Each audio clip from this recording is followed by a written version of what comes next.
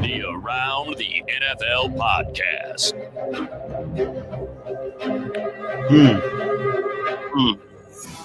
Welcome to another edition of the Around the NFL podcast. My name is Dan Hansens. I'm coming to you from a country filled with heroes in bunkers. Mark Sessler, Greg Rosenthal, and joining us again, our old buddy. Oh, I have that plant right behind him, Patrick Claybon. What's up, boys? Hey, Dan. It's a nice plant. Yeah. Yes, We're here on the old video stream. That's the exact I don't know the name of that plant, Patrick, but that we got two of them. One died almost immediately, and the other we've really been working with, probably even more than we've been working with our own children to keep it alive. Yeah, that's about the survival. The survival rate is about 1 out of 3 for us. You know, you get it, and then the leaves start falling off. Of course, you know, a 3-year-old destroys it, and you just got to give up on a couple of them. You know, they're cheap, but they work. Are we talking about the kids or the plant? I can't remember. Yes. Hey now. Happy belated Father's Day to everyone on this show today. And we all have 2 children each. Patrick just got into the 2-kid club right under the deadline. Thank you. Great to be here. So everybody have a nice Father's Day weekend. What'd you guys do? What'd you get into? I did a little beach, did a little in and out. I feel like I'm really embracing SoCal life. After 5 or 6 years, I'm fully indoctrinated. I don't want to go anywhere else. Another day in paradise for life. Greg Rosenthal. No, that's not what I mean. This off season has been trying, but I'm happy to spend it in LA, a place that I do love despite its faults. How about that? How about you, Mark? All right. Yeah, I thought it was, I give my kids a lot of credit. They made cute little cards. We had kind of the best day we could, mostly at home, and I thought it was enjoyable. I don't know if I embrace this version of LA life the way that my colleague Greg is, but I echo the thoughts. I would live in LA for 1,000 years. Current scenarios make that a little less doable than planned. Foreshadowing. How about you, Patrick? Yeah, I mean, I think we could all take a little Greg Rosenthal in our lives with regards to how we approach situation, especially fatherhood. But, you know, it's kind of survive in advance with a incredibly active 3-year-old and his baby sister who warrants a good amount of attention. And so you're in it right now. You're in the middle of it. Doesn't matter what day it is. You have a 3-week-old and a 3-year-old. Forget about it. But I did. Where is my gift? He brought home on Friday a football with number 1 dad on it. So, look at that. There you go. It's been decided now. Yeah, it's official. We can't take it away from me. I had a little concerned about the overall polling of fathers. Apparently there's 7 to 8 million number 1 dads out there. I guarantee that's just simply not the case. There is probably a more realistic rank somewhere out there. I know how to weed out all the guys that aren't the number 1 dads. It's the guys that walk around with the T-shirt saying they are the number 1 dad. That's true. That's what were we talking about last week, Greg? It was like the guy that says this is my team. When he's got to say it's my team, it's not his team. I have that same philosophy when it comes to the number 1 dad memorabilia. Right. So you're like Mitchell Trubisky's walking around with number 1 dad T-shirt on. In addition to the Bears are my team. But if it's given to you as a gift like that, Patrick, that does not disqualify you. Just to make that clear. I had I almost felt guilty. Like as Damashek would say, I was cheating life down here in Texas. The wives, I have a very good friend, Jack Doyle down here, who is married to Emily's cousin, Katie. And the 2 wives splurged and got us a pair of jet skis. And we went up and down the lake and we had a great time. Then we came back to the house and Emily's mother and Emily put together a shrimp boil, which if you have never had a shrimp boil, it's a great Southern tradition where they basically cook up kielbasa and potatoes and shrimp, obviously onions, corn on the cob, and they just dump it on this table and then everybody just feasts upon it. And it's got a great Cajun-like flavor to it, all of it. So put it all together and hanging out, of course, with the children is great too, and getting to do that. So I felt very, very lucky in what's been a very difficult year. I turned 40 this year. To have 40 wiped out the way it was, just like for Simone as well. It was like a 2020 celebration that actually lived up to the hype down here. So I am very thankful on this Monday. Hey, I'm unconvinced that that you should or will return to Greg's Los Angeles because you've been down there for a week. You've been the centerpiece of various news articles. I was taking a look at that Gatesville Messenger, and they just on Saturday morning released a story that I thought I'd bring to attention. The headline, "Demand High for Chicks This Year," which I thought was going to go in one direction. This was released on Saturday morning at 5 a.m. It's here's the lead here. Urban and rural chicken keeping has become increasingly popular over the last several weeks, but the COVID-19 pandemic created a boom in demand that backlogged many local hatcheries. So another item for you to focus on, damn it. You've been playing basketball, you're jet skiing, the wife is cooking shrimp, boils. It sounds delightful.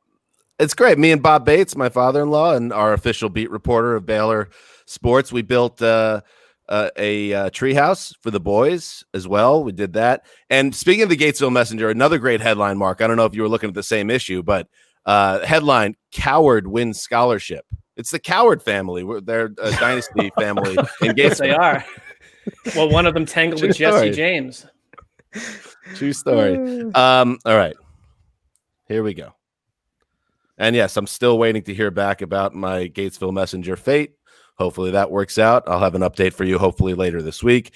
Today's show with the great Patrick Claybon is a fun one. And Mark Sessler, thank you to you for continuing to churn out. And by the way, I would love to return to Greg's Los Angeles. It's the Los Angeles for everyone else, that I there's no it's right away. It's the Los Angeles in my mind. What's it? What are you trying to say? You're like Andy Dufresne in Shawshank. Well, it's they funny, can't take away. They can't lock you away up here. I have listeners getting on me. It's like, well, those COVID cases are going up. Maybe you shouldn't be hitting the beach so much. It's like, okay, first of all, we're hitting it at 9 a.m. That's about the safest place you can be. There's no one within 15 feet of us. We're outdoors. We're wearing our masks to and from. Back off. I'm happy that you're happy. I'm not. I mean, it's not all sunshine. Greg's Los Angeles is more of a mindset than it is a locale or a zip code. It's not. You're not driving to Greg's Los Angeles. You have to be invited. There's no off ramp. Like Greg's LA is not an off ramp. I can't find the on ramp. It's kind of like an island in the sky. I did drive to downtown yesterday. I walked into a bookstore for the first time in 3 months, which was everyone we had their masks and it was awesome. Rules, but downtown is it's in rough shape right now. It's not. It's just what I'm saying. Even in Greg's mind, that is not a utopia. You're saying it's all closed up. All right. Well, Greg brought us down to earth with that final comment, but he gives us the story from all angles. All right, let's do some news. Happy Father's Day to all the wonderful fathers out there today. My prayer is today that you are appreciated and you are celebrated in the way that you want to be appreciated and celebrated. They need to stop taking you for granted. always good to have moralizing in the Father's Day. I love Dion. I mean, Dion, first of all, he's a colleague. He's very close to us. He shows up. His backyard looks like basically he lives in his own state park.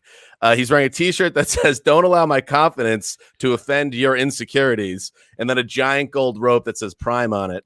And then Mark, he had more to say. He had 90 seconds on this. And I thought this one connected with you, especially your mindset on a lot of things when it comes to marriage and fatherhood. Dion, keep going. Hey, ladies, I want y'all to really lift your man up and give him the love, respect, and honor and support and admiration that he deserves today. If we don't give it one day. We don't give him one day. If you got to fake it, darn it, fake it. Just give him what he deserves. Are we inferring anything there? I mean, I can report that I received that kind of attention and behavior and water and essentially what was a waterfall of good feelings yesterday. So. I could only imagine what it would have been like here if my main message for the day was stop taking me for granted. It's like I saw like the Lakeisha had wrote a beautiful message of what a great dad, Chris Wesley early on. And I was thinking like, what would it take? Like if my wife put that message for me, I would think it was a joke. Like, Well, I think what it's would a it take? personality type too, I would but- live a whole life. No, and it's one reason know. why I love my wife. It's all everyone different types for different. It's like I'm never getting that message. And I love it's one of the things I love about Lakeisha and why Lakeisha and Wes are such a great couple. They're so open, and just the way she is able to express their relationship, and Wes as well. If you remember his iconic vows on the rooftop of the Armory down there in Tybee Island, and we certainly miss Wes and we want him back here as soon as possible. All right, guys, let's get into the news. All right, we'll start.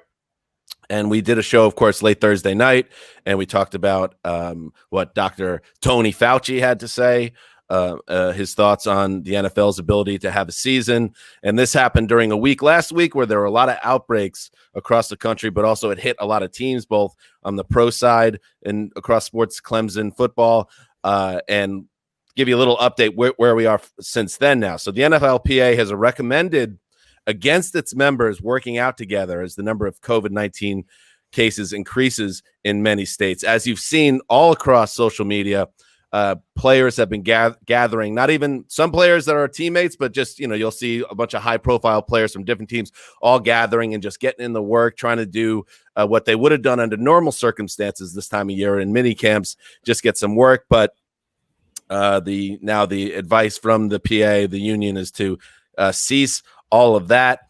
Also, the NFL sent out a memo that creates tiers of access in its facilities to manage the coronavirus, and it breaks down as a tier 1, tier 2, tier 3 employees, and it's all designed to, again, limit exposure, limit the chances certain personnel or the need of personnel to get to places where they don't need to be that could cause. It's all trying to control what's happening right now in this world that we live in. Mark Sessler. Well, I mean, I know you guys discussed on last week's emergency pod, which I apologize for, not being there at all. Not an emergency for you, apparently. Well, no, it was not. It did not ring into the emergency category. You're busy. You're a busy father. You're a father every day, yeah. Not just Father's Day. That's right. But I thought last week was, and one of the reasons for that show, among other large news items, was really the first week that I thought that the sport of football was remarkably impacted by C-19. I mean, that college football specifically, I think we were texting with each other. I put a lot of alarm, an element of alarm into me of what the going forward, just, pound ahead to September 10th, eyes on the prize, is a little bit disconcordant with what's happening around us. And so the NFL responded, I think, appropriately in terms of these practices, these workouts with these players, get together, cut them off for now, because we simply can't predict what the outcome will be. And the outcomes seem pretty grisly, even just after a little bit of that.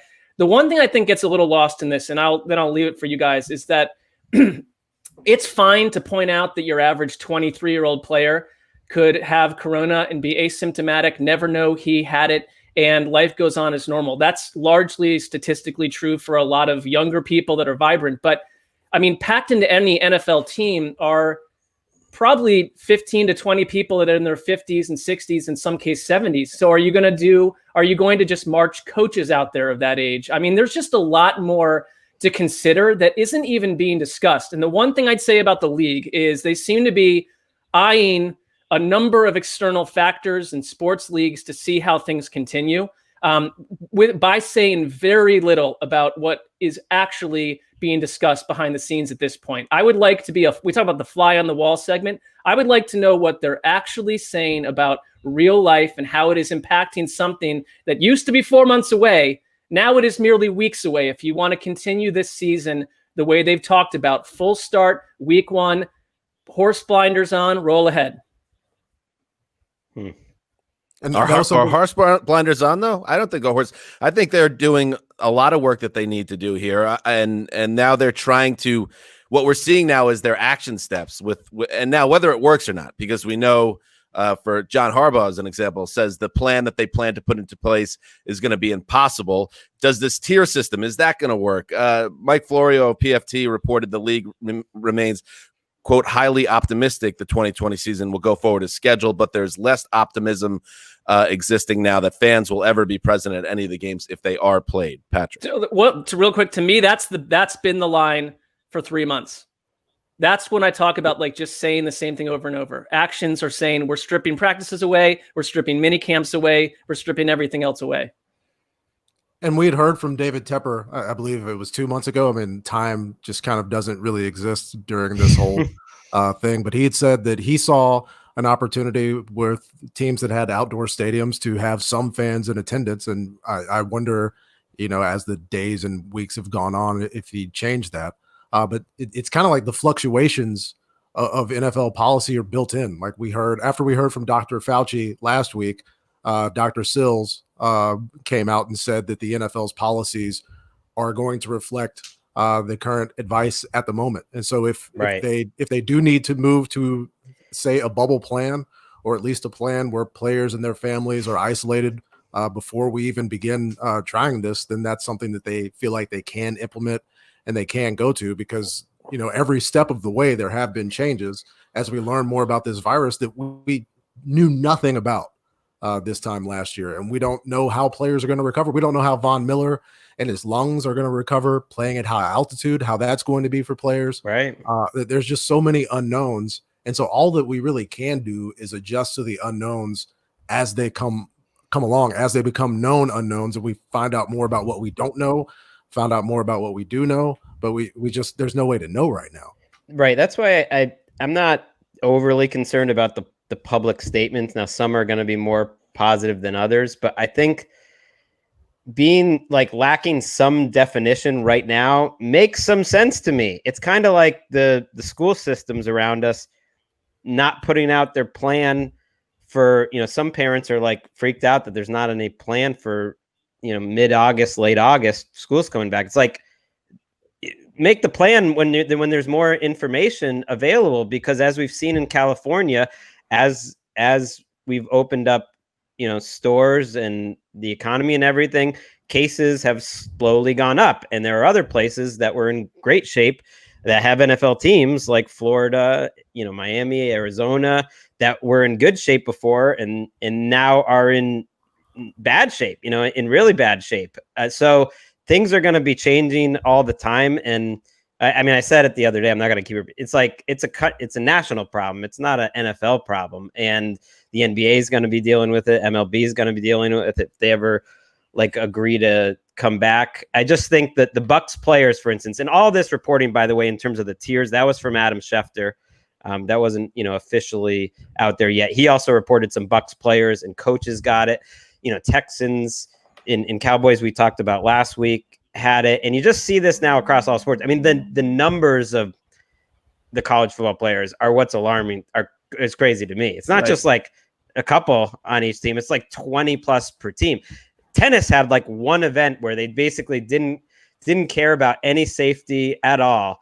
And it was in the Balkans, I believe, where there was very little coronavirus. And what happened? Two top 25 players tested positive afterwards, and they were just hanging out the whole time. And that's in a place where there's almost no coronavirus, but people are coming from all over. And that's what this is going to be like with the players too. Players are going to be coming from all over the country. So there's like so many things to think about that it's hard to expect the NFL or any organization to be able to handle or think about all. Do not trust anything occurring or coming out of the Balkans. Let's start right there.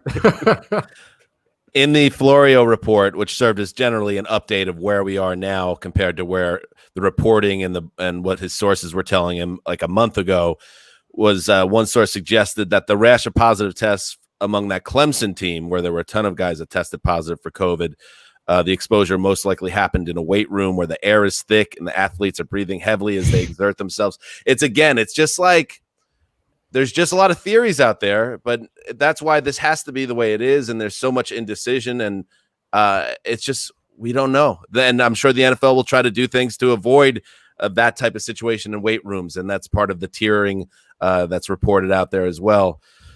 But buckle up. The NFL teams have a universal report date this year of July 28th. So I guess that makes sense as the next big benchmark.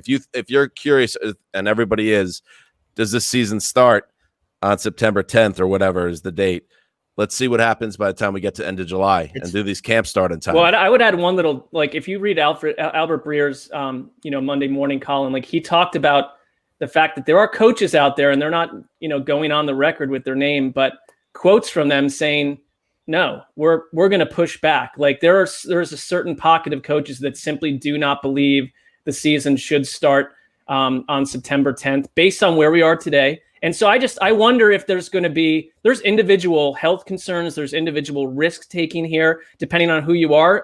There's plenty of people in the NFL that have recovered from illnesses, cancer, that make them more concerned about what they're exposed to. I mean, the idea that you're going to get 100% buy-in is the next wave of this, I think.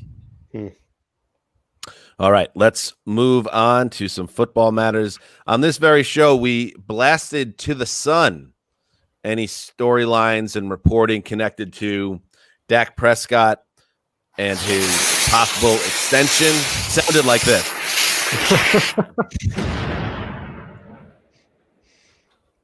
Sounded just like that. And we promised that we would hit the Prescott news when there was real news to discuss. And it looks like we have something because Adam Schefter reported that Dak Prescott is expected to sign his franchise tender today, Monday. The tender is worth $31.4 million. ESPN's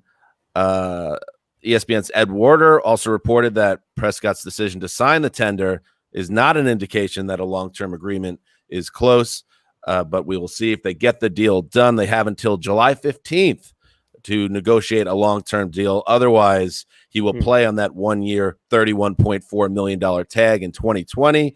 And Greg, if they, at this point, the leverage continues to build for Prescott, because if he plays under that, the Cowboys then either have to give him a deal next year or tag him again for almost $38 million potentially in 2021. Either way, Dak's doing well financially. We'll see if this actually leads to a long-term deal.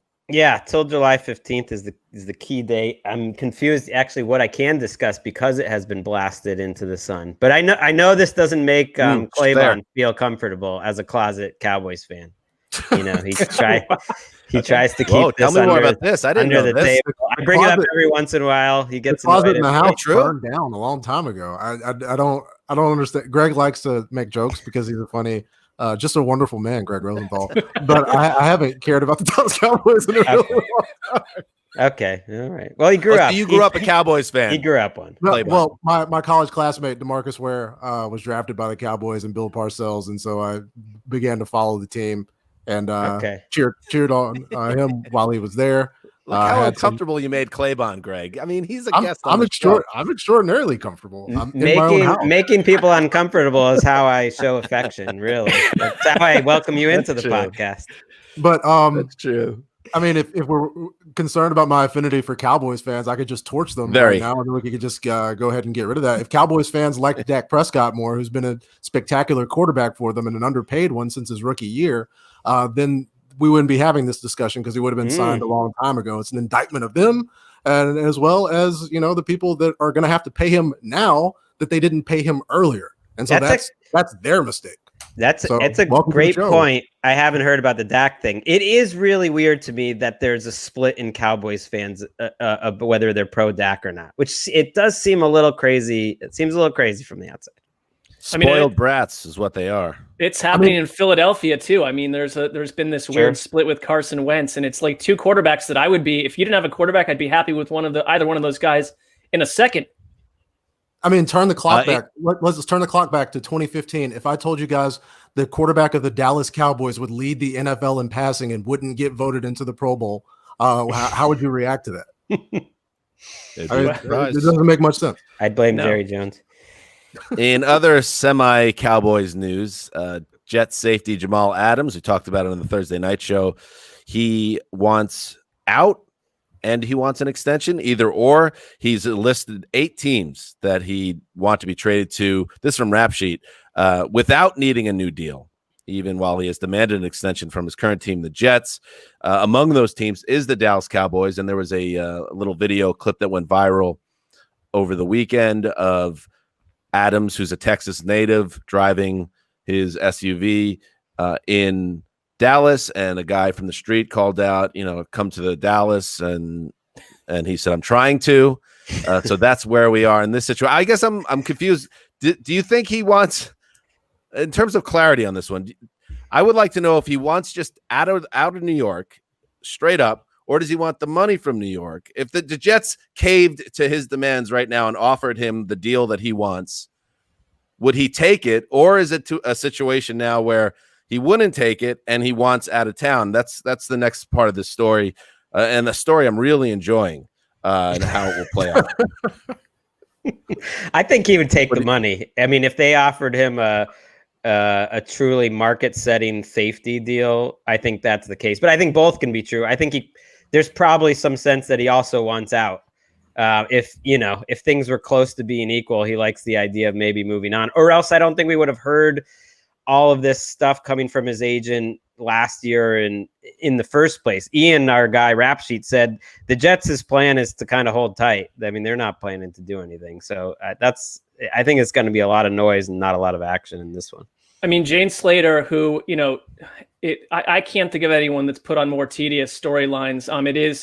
It's a highly marketable team, but to deal with Dak in the middle of this offseason earns and that money, this drama. Well, I mean, she also covers it well. She basically tweeted this morning that there is now a trust issue between the Jamal Adams and the Jets, which is the first sign of, they're not going to be together long. Now, I agree with Greg. If they threw out a ton of money, everyone will get real poetic and happy with each other real quick, potentially. But I mean, it seems like anything that Jamal Adams or anyone at safety is doing right now is for money, because you're not going to probably get this contract down the road. It's a tough position to get paid at. It reminds me a little bit of Earl Thomas, some shadings of that, but he's also from Dallas. And I think that calling out to the guy with the phone, I think if you wanted to say, what is Jamal Adams? What is he from, like a heart level? Where would he like to be preferably? It would not be the Jets. If the Jets want to keep him there, like teams like the Jets have to do, it's going to have to come through.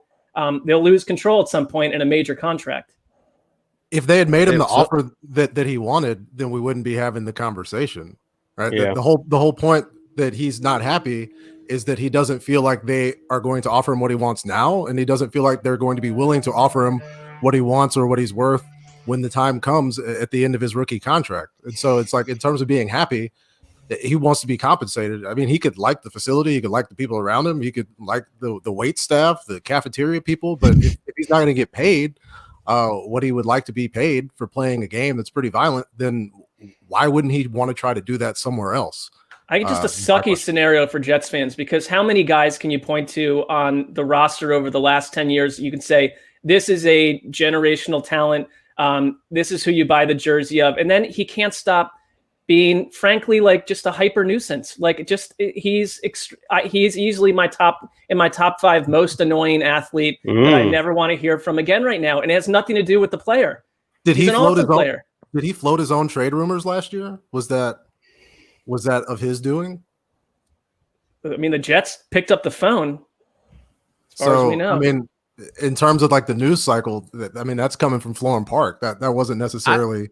I also enjoyed that he livened up our Super Bowl hotel with like a Wednesday afternoon, pool party while we were having a meeting. That doesn't happen. In all sincerity, I mean, if he's going to Dallas, he better learn how to run a pool party with more pizzazz than that one. He was barely. I mean, that thing got like a D- in like an A+. It was cloudy and it was like 11:30 a.m. on a Tuesday. They did what they could. We all remember the crowd or surrounding. That looked like a lot of fun to me. I could have found a way to enjoy the situation. I think it wasn't. That was one of the great all-time around the NFL moments in terms of surrealness. Us 4 average bros just sitting at this table poolside planning out some show as Jamal Adams and friends just went nuts about 50 yards away, enjoying the highlight. Well, Erica's parents wandering over to investigate the party. I gave them a lot of credit. They went for it. And I love Erica's dad is like, Erica, come back on a second here. Erica's dad, who is, the most New England person I've ever met, right down to the shorts with the Nantucket Reds, and those boat shoes and the collared shirt and the polo shirt and everything.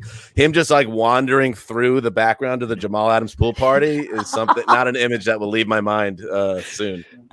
My dad was like, "Who is this guy? I'm gonna go over there." It's like, "Oh my god, Dad, please." Future Dallas Cowboys safety. I wonder how much, from a macro standpoint on this, and I'm going to try to remove myself now as a Jets fan and all that, and just talk about the rookie wage scale, which was negotiated and agreed upon in 2011 when they did the collective bargaining agreement. And if you are a superstar out of the gate, like a Jalen Ramsey, like a Patrick Mahomes, like a Christian McCaffrey, like a Jamal Adams, the wage scale, which, Greg, you're better at this with the details and the history of it than I was. But in the old days, if you were a top flight rookie or a first round pick, you got a huge contract and you were making a lot more than established NFL guys. And this rectified it on a large level because now these guys were locked into contracts and the money was not that big until you got to the 5th-year option as a first round pick. Are we now seeing, as time goes on, that system is just not going to work because these guys understand that they've greatly outplayed this contract that is locked in? And is that potentially down the road? I guess the CBA has already agreed to. I guess it's not something that was brought up. But I'm just curious how much of that down the road or right now is becoming a bigger and bigger issue in the NFL. No, it was a problem for the players, and they have changed it. I mean, probably I don't think they changed it enough. But Jamal Adams is still on this old CBA. I think the rookies ultimately they went too far in the other direction. That now these rookie contracts they're too undervalued. Now they did make a pretty big change where the 5th-year option for the first round picks is more about your performance. So it's not slotted based on if you were taken 24th or you were taken 5th. It's more about how many Pro Bowls you made, which gets a little hazy too, and some performance structures. And so we'll see that change. I think next year, actually, this might be the last year that the players are kind of in the old system, unless Claybon, you wanted to correct me there. But even then, with the changes in the Pro Bowls, I don't think they went far enough. And I think similar issues are basically going to happen anyways. Yeah, we kind of tend to. Okay. No, I was just going to say we treat those sometimes like unintended consequences. I think the system was performing exactly as it was designed. Right. That was the plan. Players. That was the plan, to help teams keep these superstars, basically. And the 5th-year option is not a killer, but for a player like Jamal Adams, it does make that free agency seem a little too far away. In other news, the statue of former Redskins owner George Preston Marshall was removed from outside RFK Stadium on Friday morning. Events DC, and this is an important distinction, Events DC is in charge of RFK Stadium. They removed the statue. The Redskins play now at FedEx Field over in Landover, in a whole different area, a different state.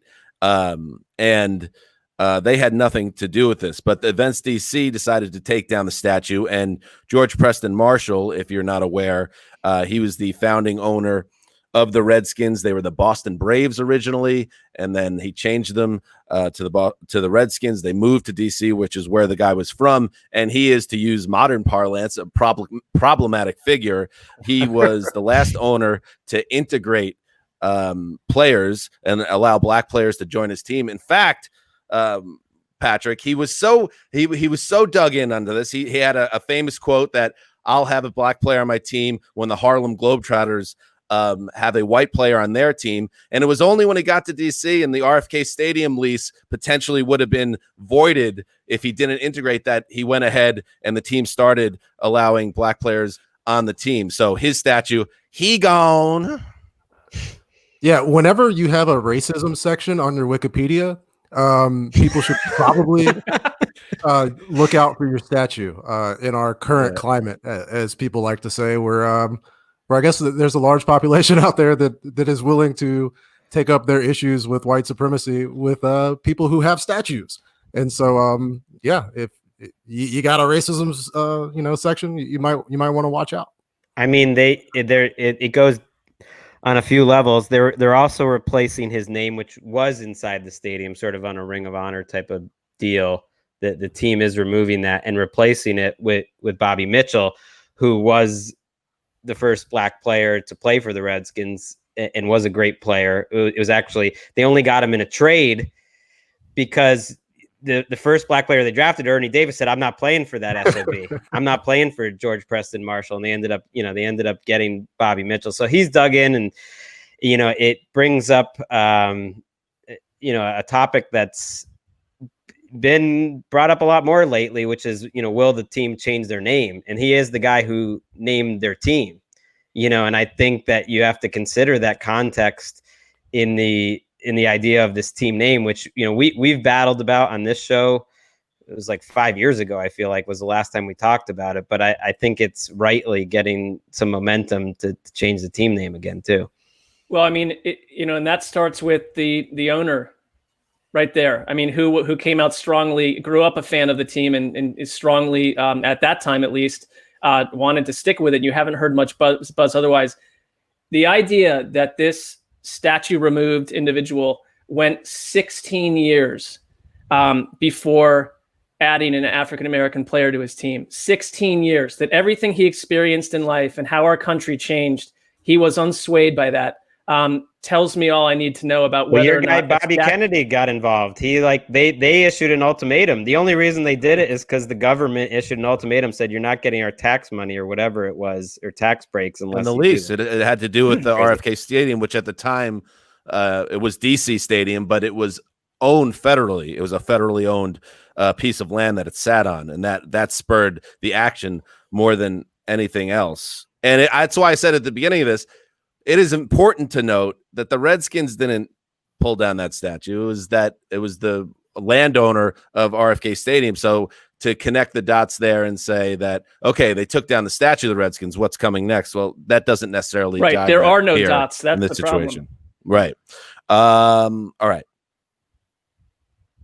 Moving on. Oh, Dallas Goedert got in a bar, a sucker punch, while at a dimly lit, and there was video that went around on social media because everything is on video now. And it was an incident at a South Dakota bar. He was kind of in a verbal, you couldn't really tell whether he was in a verbal confrontation with another guy or he was trying to talk down a guy, calm down a guy. It wasn't really clear. But what was clear was that, hang on, I got a call from Texas. Hang on. This could be the Gatesville Messenger. Oh, pick it up.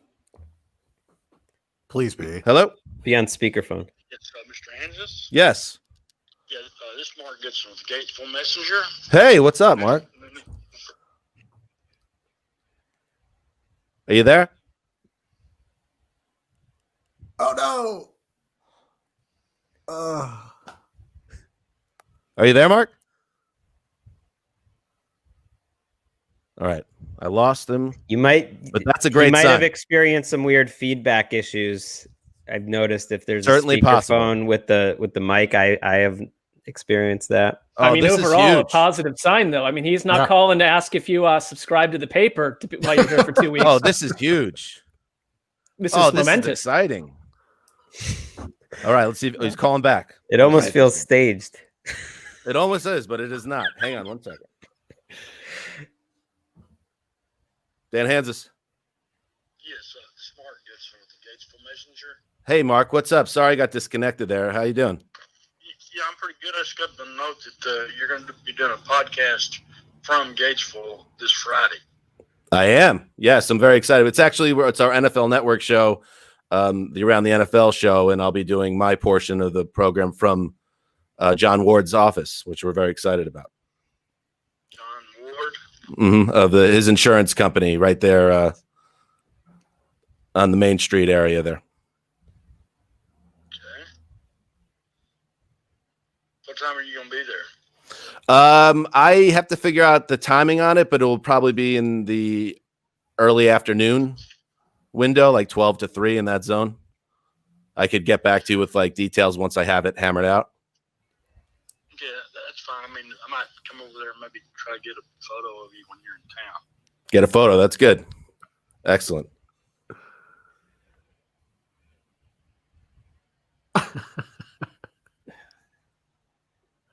You still there? I mean, it sounds like the makings of a vibrant Q&A, if nothing else. Well, the I chemistry. think that's what's. it's obvious. We're on fire For right the now. listeners This is a right great now, situation. imagine the scene of Wolf of Wall Street as Leo's on the phone trying to coax someone into buy a penny stock, and Dan's looking at all of us, putting his fist in the air, like selling it, like as he's talking. Like, oh my god. I like he mentions a note was put on his desk. I wonder, I just wonder who wrote the note, where it's coming from. They're just, there's probably a story on the story itself at some point here. If he calls back, I'm gonna have to jump away because I think there is some type of connection issue. But all right, that's huge. And the photographer, he's sending a photographer over, or it's him. Doesn't I matter. think he's just going to take the picture. Yeah. Yeah, I don't think they're outsourcing that. Oh, don't. Photographer. I know I'm not in your LA Narnia, Greg, but don't try to take this moment away. They I got fired a all the photographer photographers out coming. here too. I got an interview, and now all I need is the front page. I've call this guy back, I've too. been exploring the Gatesville Messenger, and I feel like if you can't get the front page, it would be time for some soul searching.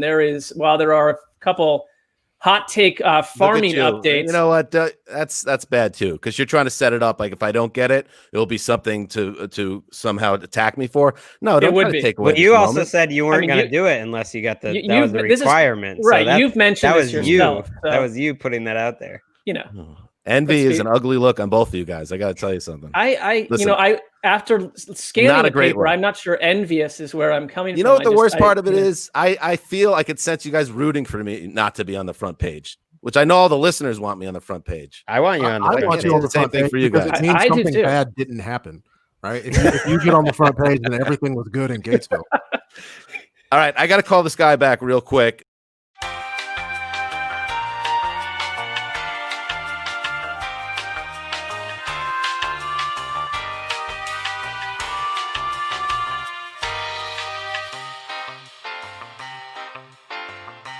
All right, I just got off the phone with the guy from the Gatesville Messenger. I'm very excited, but I'll tell you guys more about it later. Let's continue to do the news because we only have a finite amount of time with the great Patrick Claybound, who's going to be on NFL Network as he is always. He's back from paternity leave and rocking it. You're doing the NFL now, right? Just all the time now, right? Yeah, just the updates, the old school, the girl that brought me. Update, man. All right, let me get into this. So the Dallas Goedert, the very good Eagles tight end, he got sucker punched at a South Dakota bar, and security video, which was floating around the web, at the Zoo Bar in Aberdeen. It's a blow that he got hit, and by the time he got to the ground, he was already out. A nasty shot. Apparently, he's doing well, and that's good. And there was an arrest made in connection with this incident.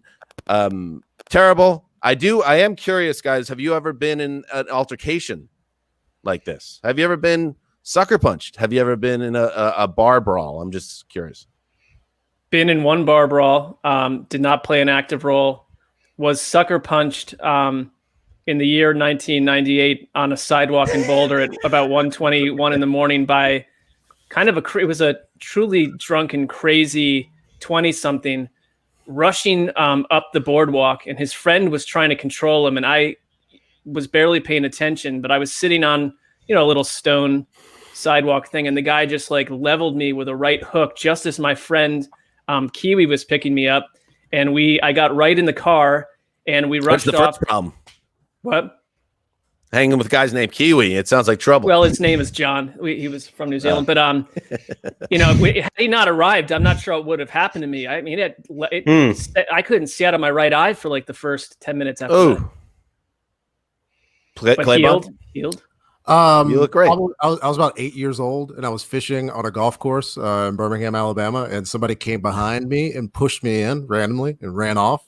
I got back out. Ever since then, I've kept my head on a swivel with regards to people, and so I have not been hit. I have not been hit. I have struck people, but I have never been hit since I was 8 years old. Wait, you have struck people? Have you sucker punched someone? No, they're always looking. Okay, good. You don't seem like a sucker punch guy, so that would have been surprising. What about you, Greg? You ever mixed up down there in Tulane, getting loose? It was in hockey fights, but that never counted. Usually, had your gloves on. You were 9 years old and stuff. I played some hockey when I was a kid, but I was, I've told this story I've been on the outskirts of many fights, but I've never jumped into the fray. And I did go, to Orleans Parish Prison for a night for being kind of on the outskirts of a fight. But all truth, I neither received nor delivered a punch, which probably doesn't shock you. I wish Wes was here because he'd have some great stories. Yeah, he would. One really, I've avoided being involved with fights for the most part. I had one scary incident when it was also on a sidewalk outside a bar, Mark. I was with a girl, and we had never, our relationship was kind of in a weird place, and we had never been outwardly showing signs of being a couple. But in this one instance, we were holding hands and walking up the sidewalk. And at that moment, I didn't even see it coming. Someone, because we were walking up the sidewalk, I still remember exactly where it was. It was Main Street in Nyack, New York. And someone going down the street with full force pushed me in the chest at such a level of power that it threw me, and I'm not a little guy, threw me into the street, off the sidewalk into the street. And I don't even know where it came from. And I look up and I'm looking around, and it's this giant dude and then 3 or 4 of his friends. And the giant dude is screaming at the girl I was with because she broke up with him. And I guess I was the first boyfriend or something since. And he was so enraged just seeing me holding her hand. And I thought that was it. I thought I was going to get beaten to death, like a Soprano scene.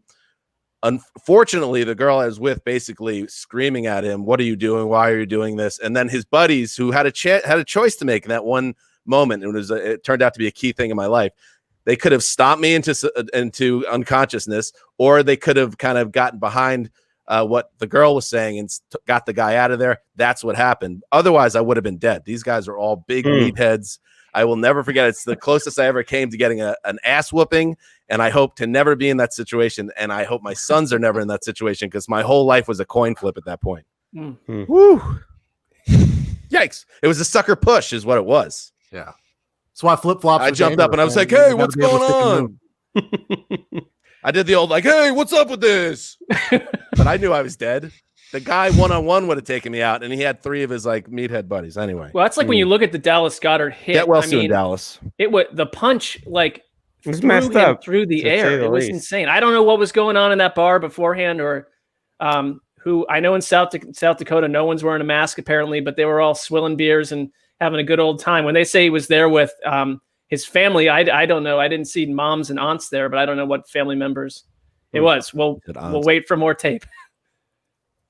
Hey, Patrick, you're not. Your uncle is married to your aunt. Okay, we have another aunt person. Thank you, Patrick. Yeah. I'm an aunt person. Patrick, Dan, look at me. Look at me in trouble on the ropes again, getting another push right to the center of the chest into the street. The old Zeuser.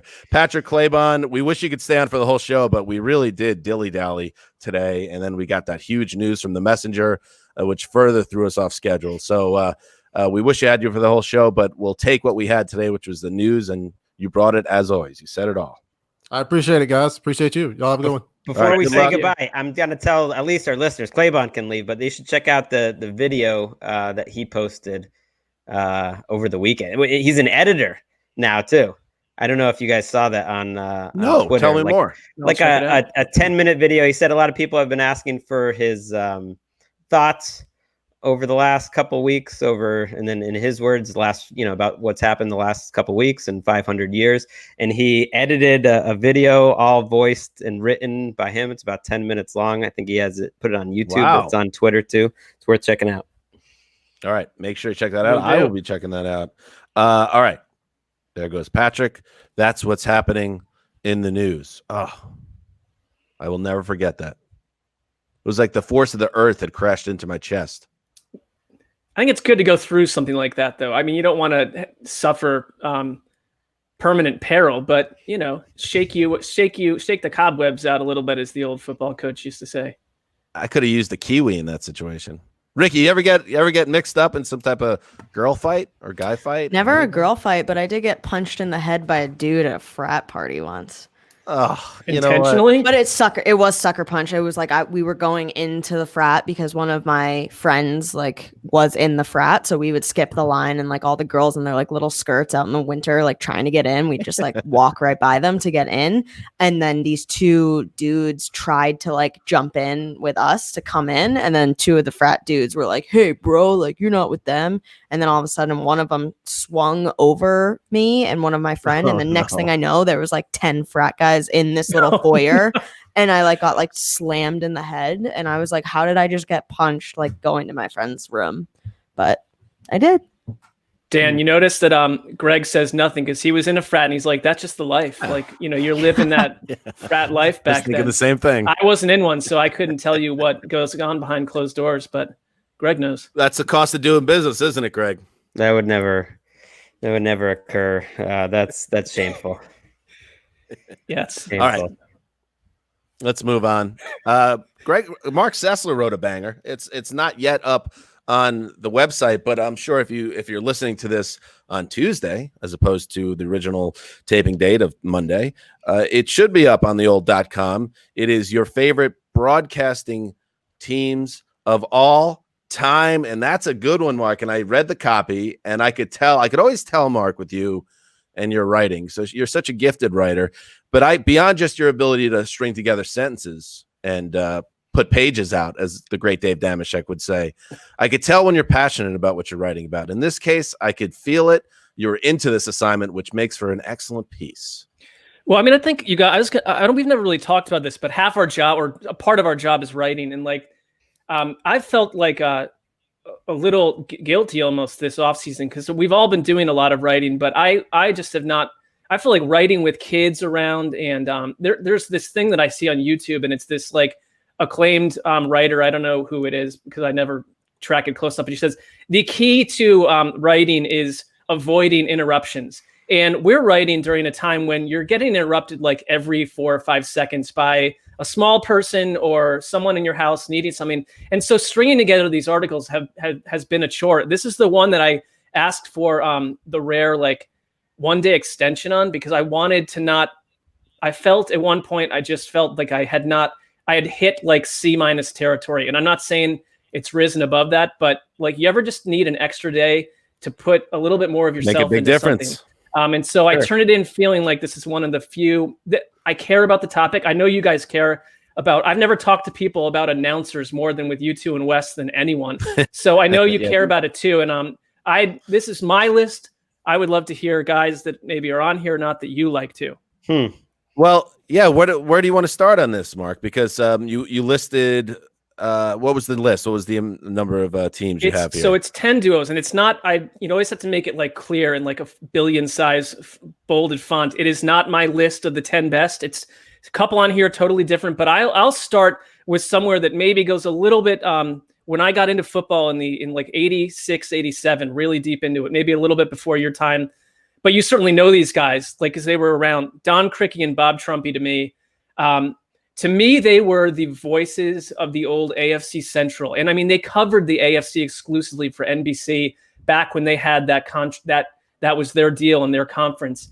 And I just think that Don Criqui, when I was starting to fall in love with the idea of broadcasting, and I was like the nerd that would walk around with like in my wallet, like, you know, ProSet put out these football cards that branched into all sorts of things. And they had announcer cards. And I would just like have announcer cards in my wallet because I thought this is what I want to do. But I would take the old VCR and tape Criqui and Trumpy's announcing of Browns games and Bengals games and all sorts of stuff from the AFC. And I thought that Criqui, who was announced football for 47 consecutive years from 67 to 2013, is one of the more unheralded play-by-play guys out there because he wasn't. You know what I cannot stand is the robotic play-by-play guy that has zero personality. And I think because some of the schools churning these people out, you get a lot of that. They're technically proficient, but there's nothing behind the robotic, perfect voice. Criqui brought that, and he and Trumpy were a perfect pair. And I think Wes would have a lot to say on this because Trumpy's the old Cincy guy from the Bengals. He had incredible Bengals knowledge. And Trumpy just would get on these, he would get very agitated during games. He would see something the team was doing that they didn't correct at halftime, And, he didn't just go in with one of these, I've got 4 or 5 points I want to make about the Jets. And no matter what happens in the game, that's the points I'm going to make. He would let the game wind on and get super charged up about what he was seeing on the field and maximize back then pre-snap replays and stuff I would really learn from these two guys. And I'd go back and watch their broadcasts over and over, and they had a huge impression on me on what a duo meant when you had two people announcing, where they fit together and you couldn't imagine them with anyone else. Cricky is one of those guys. I almost feel bad that, and it's unfair that sometimes you remember the end of the career. And you're right, those days thinking back, that AFC, I love the CBS package in general back then. But I remember Cricky mostly from when I started covering the league, which is 03.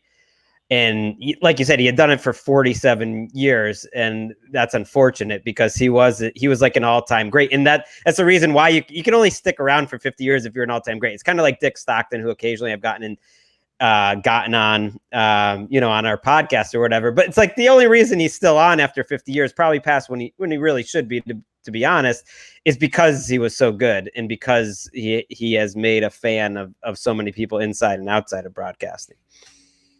You have Al Michaels, of course, who I still think is the best there is. And he's with Chris Collinsworth on NBC now, of course, and Michelle Tafoya also is a part of the broadcast.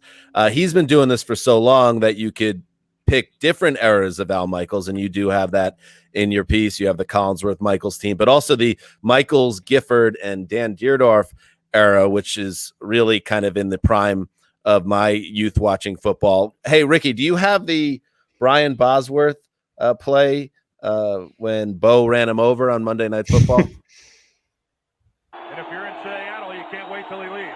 3rd and 1 from the 2. Here's Bo. And here goes Bo for the touchdown. He and Bosworth one-on-one, and Jackson just shoves him into the end zone. I suggest a handicap of 18. How about 20 pounds? I like that. It's kind of understated, but also that reverberated that moment, especially when we were dealing with like a true monoculture and everyone is watching the same broadcast and there's no Twitter and people are just plugged in. To see Bosworth get tuned up like that, Michael's call will always be synonymous with Bo Jackson ruling the world in that moment.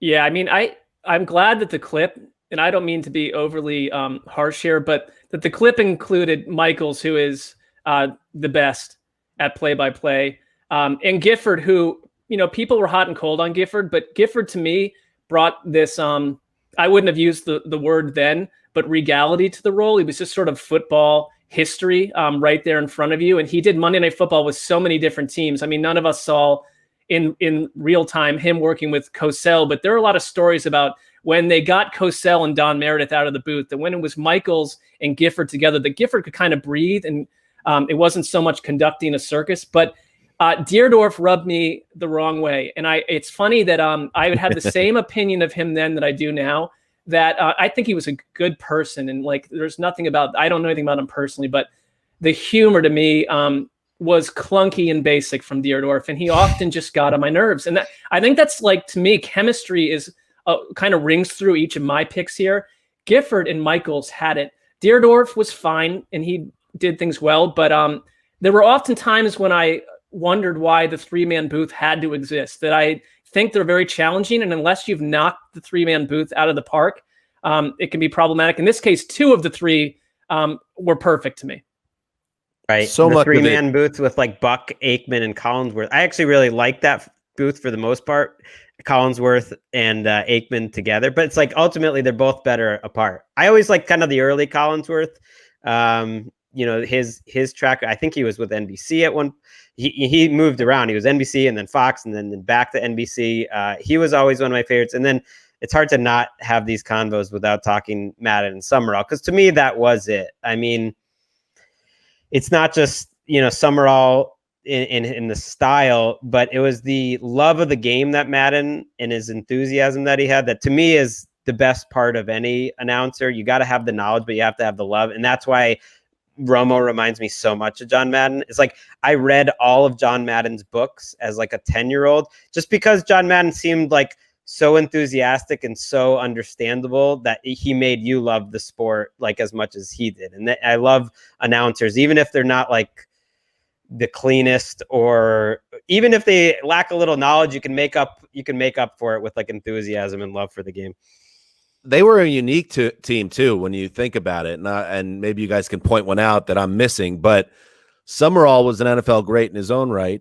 He played in the league, and he was the play-by-play guy. So you had a play-by-play guy in Summerall who went back years as a player and lived and breathed the sport. Madden, obviously, one of the great coaches of all time, and had that gift for gab. And you said that chemistry, it's all about chemistry. Everything's about chemistry, whether you're talking about in the booth, doing a podcast, a radio show, in so many things in life, but especially in this business. And I always think about, I'll never not get a kick out of the little inside joke that Summerall and Madden had between themselves about the CBS program Murder, She Wrote, that had a comma after murder. And then Summerall always just love to put an extra pause in there to represent the comma. And he did it for nobody else but for Madden, because there were two buddies who it was like we have that on our show, a bunch of inside jokes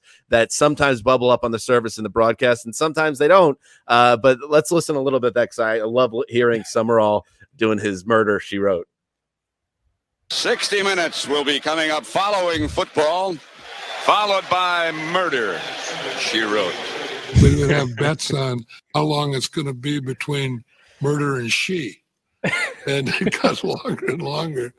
Then it's Murder, She Wrote, starring Angela Lansbury. I love it. I think,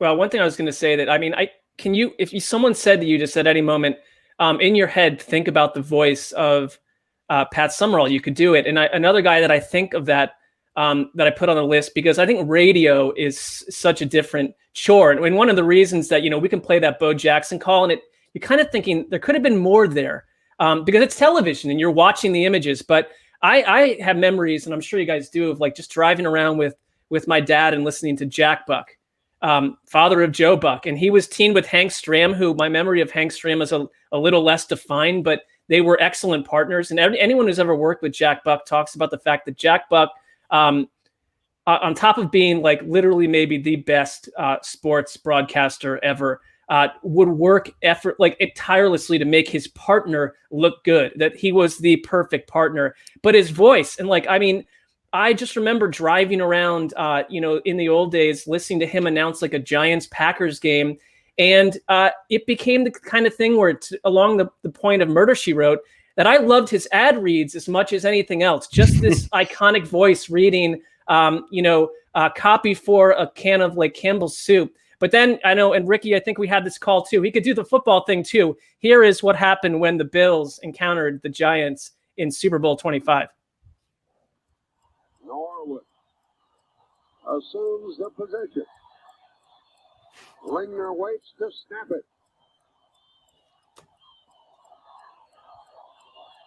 We wait. There's a snap. There's a kick. It is up. It is no good. No one missed. 4 seconds left. The Giants have won Super Bowl 25 by the score of 20-19. Yeah, he's like, and his son has followed in his footsteps. I have so much respect for guys that do different sports, because it's become more and more specialized. Just like the NFL, you've become more and more specialized as a player. You don't see announcers that cross over. Jack Buck he's the voice of the Cardinals.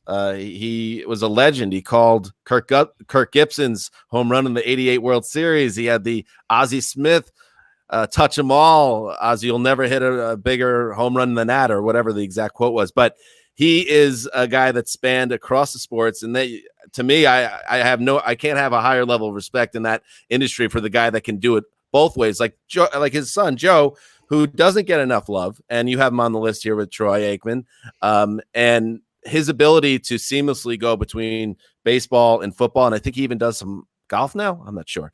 But he's like one of those rare dudes too. He deserves more respect, Buck. Yeah, that reminds me of Kevin Harlan too. I cheating and we all love Kevin Harlan, and I cheated and looked at some old broadcast teams. I got to remember, I don't totally remember the Kevin Harlan, Jerry Glanville number 3 team on Fox for like 5 years, but that sounds amazing. Like I probably wasn't getting those games, because we didn't have DirecTV. But like that's how long that Kevin Harlan's been doing it, and he can go. And I think basketball might even be his best sport. That's how good he is. But that's a memorable team. The other one that I wanted to hear you talk about. Who else do you want to talk about? Actually, while we're running out of time. Well, no, Matt, who do you want to bring up? They can read the article. Ron Pitts was like this one guy I always really liked, and I always liked that Dr. Z got it. He was kind of like almost the Mike Mayock of his day, who was super tape nerdy. And like as just like a young fan, like he had like the 4th or 5th team, but sometimes he'd have the Patriots games when he was on the NFC. I don't know. It's your column. Well, I mean, I like the Ron Pitts. That's a nice callback. The last group, because I pained over writing like the Joe Buck, Troy Aikman thing, because I don't like sit around during broadcasts and like fire off tweets destroying these people. Because I remember I had this memory of our high school at a television station that aired on like this lost cable channel out in the middle. 12 people were watching it, but they had me announce gymnastics as my first ever assignment. And like, I waited at the bus stop with this girl named Christine Leparati, who was a gymnast. And I was like, hey, I got to announce like your meet tonight. How long is it? And what? I'd never watched gymnastics. And she's like, you're in a lot of trouble. Like, it's a lot of downtime. It's about 4.5 hours long. And I don't have time before the bus arrives to explain everything that we do. And like, it was a 4-hour horror show. I mean, that reduced me to like, girl, look at that girl jumping over that piece of plastic. She did a very nice job with that. And there's parents sitting around thinking, who is the freak sitting over there putting this on tape? Point being, I think it just embedded in me this, I'm not going to go out and kill announcers left and right. Right. And I don't get the hate for, I can see that Joe Buck might rub a few people the wrong way, but back in the day, I think the tide has turned. Yeah. I mean, just think that to Dan's point, like the idea that you're announcing like the biggest Bills football game that's hot in the middle of like late October. Then the next day you're announcing World Series. Like, I don't know. He announced his first NFL game at 25. Well, I was getting sucker punched in Boulder on the street at 25. So I have admiration for the fact that like, yes, there is an element of nepotism that he's going to always have to answer for, but he's not like talentless. He is extremely technically good. And so I kind of wanted to stick up for that team because Aikman, I just like having in my life from a football sense too. So, the haters, go find something else to do. Matt Millen was the guy. I love it. Matt Millen was the guy I was trying to think of. I loved the fact that he would get the top game a lot of times at 1 p.m. and then it'd be Madden and Summerall. And even though I was like an AFC guy, it was Millen and Stockton. And Millen is an all-time great broadcaster. He really is. And so now he's doing college and like he's healthy again. It's too bad people kind of remember him as the GM when he was like an incredible player who was documented in some incredible books too by George Plimpton and an incredible broadcaster. It's like that's what he should be remembered for. All right. And let me just clean it up because I don't want to get tweets after the show. Jack Buck, Ozzie Smith home run to clinch the NLCS in 85. Go crazy. That was his famous line in that. And then Joe Carter, when he had the walk-off in the World Series for the Blue Jays. Touch them all, Joe. You'll never hit a bigger home run. All right. Good stuff. Check it out. The Mark Sessler write up on his favorite announcing teams. And before we go, what we got to do. It's that time again to spin the wheel and find out which organization gets the old wheel of teams treatment. Erica, it is that time again. So give us a spin of the wheel. Here we go. Be fun. Here we go. Oh, it's the Minnesota Vikings, the playoff team from a year ago. No shortage of interesting storylines around the Vikings, who are all in and looking to get back to the Super Bowl for the first time since 1973, something around there, early 70s. It had to be mid 70s, maybe mid 70s. Yeah, there's a lot to break down there. So we will put our heads together after the show and figure out who would be a great person to converse with on the Vikings. So check that out on Wednesday's show when we dive deep on the Vikings and our continuing Wheel of Team series. All right. What did we learn today? We learned that I'm going to be in the messenger. That's huge. That's a first in the podcast. Got the phone call. We learned in real time. Don't think that was a setup. That was completely a authentic moment there, and we'll see if that gets me the front cover. But it sounds like at the very least I'm getting inside the pages of the messenger, which is a dream in itself. It's just interesting because you said you wouldn't do it, but you did not bring that up to them, that you wouldn't do it unless that was one of you said demand, like requirements to do it. You are getting a photo though. That's big. The photo's big. Yeah, I need to. It certainly seems to be trending in the right direction, and I have to find a way in a somewhat delicate manner to find out about the front page. If you had done that on the podcast, that would have been one of my all-time favorite. I mean, I think the content will suggest to the editorial staff of the Gatesville Messenger that you got to deliver. You don't put this on B2 if there is even a B section to that paper. I mean, you put it front and center of that 8-page newspaper, and you don't put it anywhere else. You got to deliver. I mean, you've been on the other side of it as a reporter, sometimes in smaller papers. You need that subject to give you spin some gold. Guess what I got though in the holster?